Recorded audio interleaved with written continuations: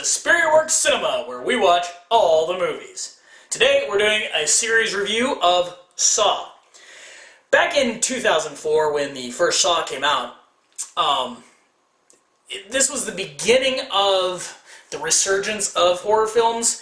After a lot of the going by mainstream theatrical releases, the 90s were fairly bleak and obviously near bloodless, if any.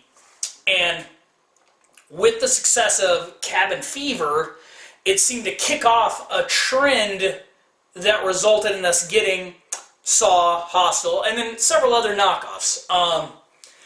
But the first Saw movie, and we'll talk about Saw 1 by itself because it works as a standalone film and was originally conceived by that.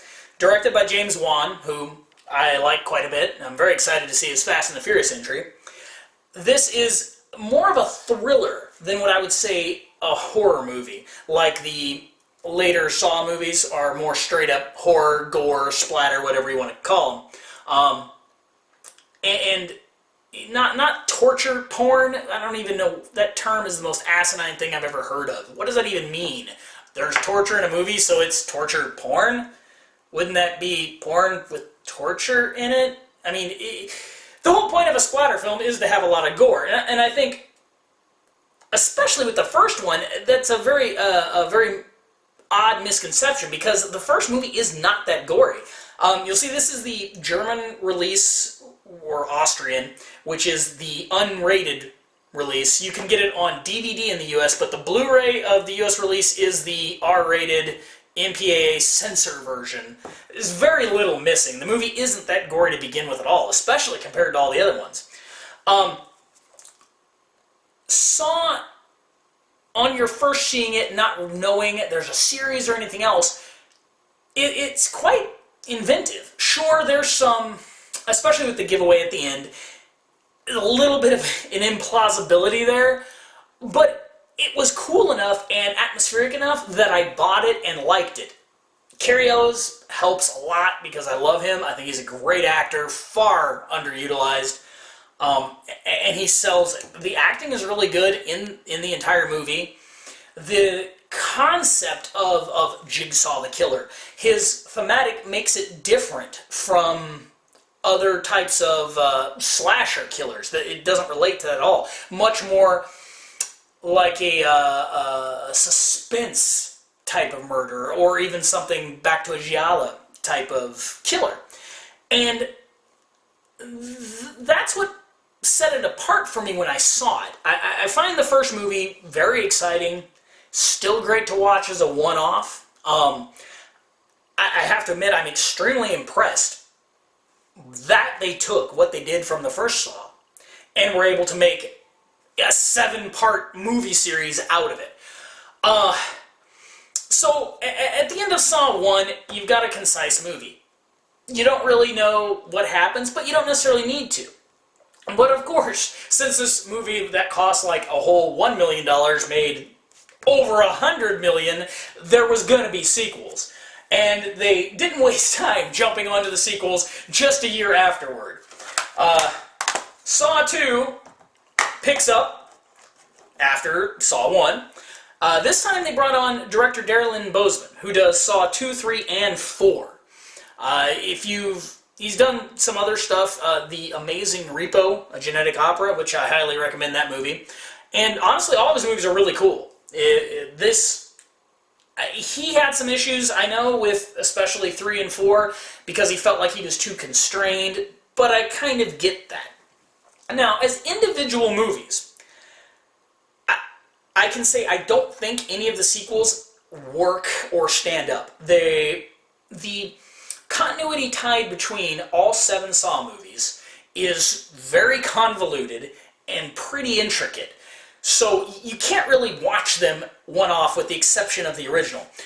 I would say watch them over 2 or 3 days, how many you can fit in, so you can hopefully remember everything that happened in each one.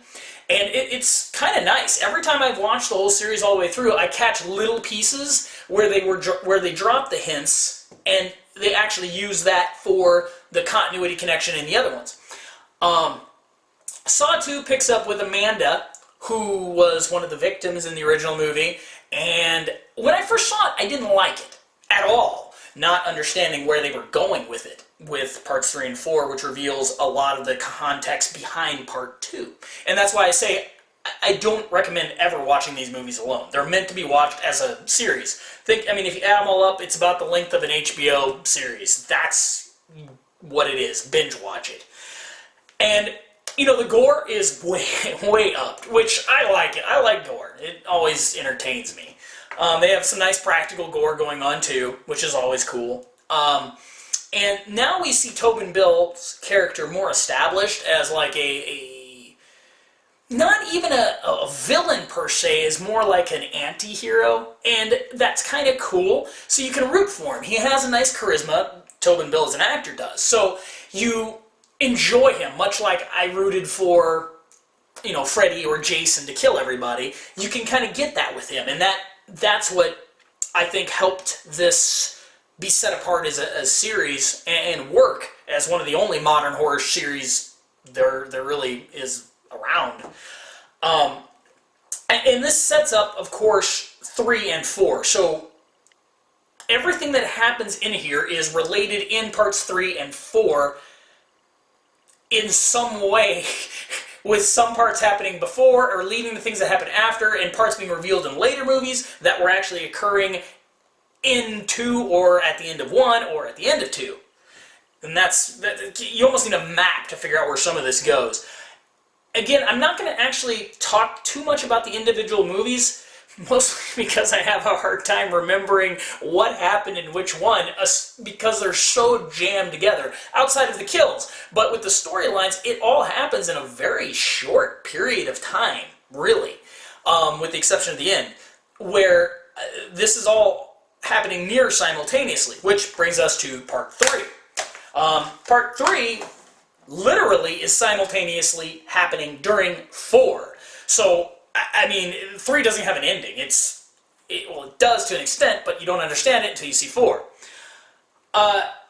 With 3, we understand a lot of what happened with Amanda's character in 2, and Riggs' character, what happens with him, you know, and I like that the way he was tested with his kid and failed, what it leads to happening in the future of the series. 3 is, I believe, when Hoffman first is introduced, briefly.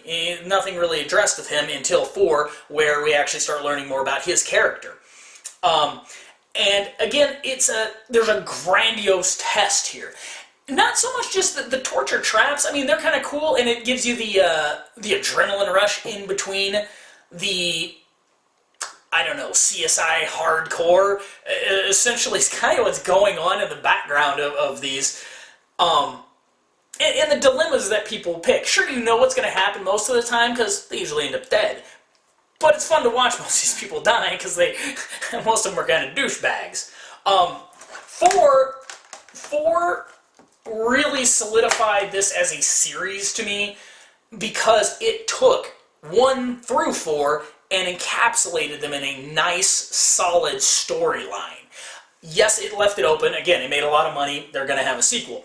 But it really made a tight universe. Something almost like akin to a comic book. And you feel all the characters coming together. You keep seeing old characters resurface. You understand their motivations that happened in previous movies, and where they're going.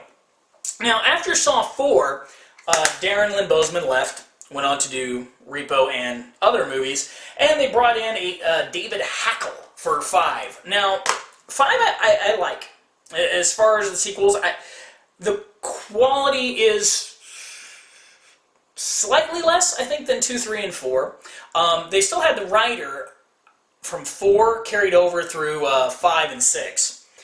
And this gives you an opportunity to understand the Hoffman character. You can tell at this point they kind of had it wrapped up, but they wanted to leave an opening, and that's where you get Hoffman. Now, what I do like is they tied him still back to Jigsaw and what's happening and why Hoffman is continuing to do these things. So you get a different killer, but the same type of violence and killing, but on a more aggressive, violent scale, because Hoffman isn't Jigsaw. He doesn't have this high moral standing that he's basing all of these kills on. He's more or less just a murderer, a selfish, greedy bastard doing murder. And there's some nice kills in here. The ending with the driven detective chasing after Hoffman the entire time, I really liked it. Costas Mandylor is great at being a charismatic prick. It is the best way I can explain it, but his just smug smile at the end of the movie when he totally screws over the detective, can't remember his name, coming after him is totally worth it. And it made me like the character, even though he's not a nice guy at all. It just, he's a villain, whereas Tobin Bill is more of an anti-hero. Hoffman is actually a bad guy. Then we get 6. Now, 6 and 7, I feel both are far less in quality. They're both directed by David Greutert. They have some of the same feel, and it seems like 6 probably should have been the last one. Story-wise, it works, but it really seems padded. It seems unnecessary. There's little tidbits in there that help get us to 7 and the ending of 7, but I think, honestly, if you were to take 6 and 7 and chop them up and make a 2-hour, 15-minute movie out of it, it would be better. There's a lot of padding. I mean, you get extra kills, which is fun. I like the idea of making everybody work together, but they don't. They choose to kill each other off instead, and just showing kind of the vindictiveness of the human condition and how that ends up at the end. And Dexter's wife's in this one too, which is kind of funny. I didn't realize that was her until I rewatched these. So this is more or less just the obligatory watch to get to the end. It's not bad. Some of the kills are nice. The kid's choice at the end of the movie is nice and climactic, and it leads to 7. Saw the final chapter. So even when I saw this come out, I was like, really? What are you gonna do? Well, the first half of this movie is almost a parody, like self-realization, with Hoffman and Jigsaw's wife essentially fighting over control for the Jigsaw legacy. You got a guy who's posing to have been a victim, which I really like that storyline, and especially what happens to him. Fantastic. Going to a victim support group and getting rich off of it. And in the end, there's a final showdown. Now, without giving it away, I'm not sure if everybody's seen all of them, because I know some people kind of gave up not understanding that. I think with 7, I loved the ending. You find out what happened to my favorite character from the series that I had no idea what happened to, and I really like what happened to him. And it's a nice bookend. While the kills are a little too CGI in it, and some parts are just, I don't know, goofy, it works as a whole. By itself, I mean, I wouldn't even recommend watching it at all by itself. But when you're watching them all together, this really has a nice, just, okay, I've watched an entire series. It began and ended with this movie. So that is the Saw series in its entirety. I've been thinking about how to rate them individually. I will say, as a series, Saw is one of my favorites. It doesn't have the legacy of a Friday the 13th, but watching, binge watching it, it's a lot of fun. It goes fast, it's intense, there's some great laughs, some, goofiness all around, and some brilliant gore work in here. So, I highly recommend it as a series. Let's, the DVD Blu-rays, in this case, they're all fine. They've all got various bits. They all are available unrated. Obviously, pick up all the unrated versions. The first one, get the Austrian or German release. Make sure it's the uncut version. For some reason, they didn't put the director's cut out on Blu-ray in the US. All the rest, there's nothing wrong with them. All of them have a ton of stuff behind the scenes, making ofs. I can't really think of a way to down them all. Packaging, nothing cool. Need a nice box set. They don't match. Always a problem with me. So there's really no reason. They're all 7s out of 10 for the releases. There's nothing really special about them, but there's nothing wrong with them either. So it's a good collection. I wish they would have a nice deluxe box set or something, and that would be really, really spiffy. As far as the movies, let's start with one. I really dig it. It's a fun movie. It works by itself, so I will give the first one a 9. I am rating these based on the entire series, not as standalone films. Again, 2 through 7, I don't think they're even watchable as standalone films. I don't like them. They're kind of weird and don't make any sense as standalone movies. So, as an entry into the series, I will give 2 a 7 out of 10, 3 an 8, 4 also an 8, 5, back down to a 7. 6, I'm only going to give a 6. I had some nice gore, but other than that, it's not really that exciting. And Saw the final chapter as well gets a 6. Again, that is in context of the entire series. Watching them by themselves, most of those ratings would be lower, while Darren Lynn Bousman's entries, I think, are definitely superior and decent movies in their own right. They just don't make any sense by themselves. So, that's Saw. If you haven't seen it, go watch it. Surprised if you haven't seen it, if you're watching this actually. But definitely check out the whole series and do yourself a favor and binge watch it. Watch them as close to possible as you can so you can get all of the little hints and connections that are pretty subtle, and I think people who especially saw them in theaters really missed out on with a year in between. So, I hope you enjoyed the review, and we'll see you here next time at Movie Mayhem.